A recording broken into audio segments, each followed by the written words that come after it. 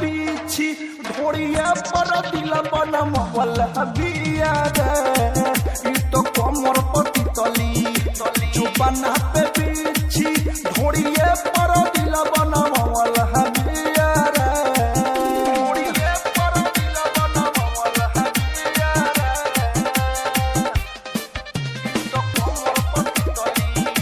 जुबाना पे पीछी ढोड़िया पर दिल गजबे बनवले बिया बहडी के फिगर देख के गोदनवा एकर जोरे मोरा जीगर सौसे बदनिया में आग लागल बा गजबे बनवले बिया बहडी के फिगर देख के गोदनवा एकर जोरे मोरा जीगर ई तो दिगो पैया के लाइक फॉलोवर्स गजबे अपन बनवल है दिया रे ई तो कमर पति तली जुबाना पे पीछी ढोड़िए पर दिल बनवल है दिया रे ढोड़िए पर दिल ढोड़िए पर दिल बनवल है दिया रे गजबे छिलर बनाए कर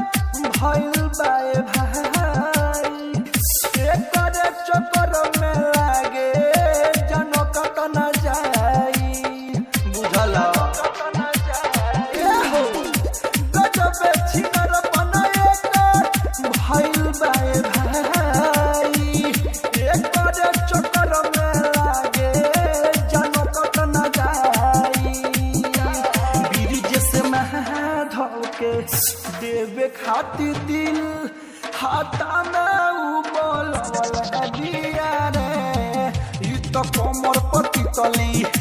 जुबाना पे पीछी ढोड़िए पर दिल बनवल दिया रे मुरारी रिकॉर्डिंग स्टूडियो मोतिहारी।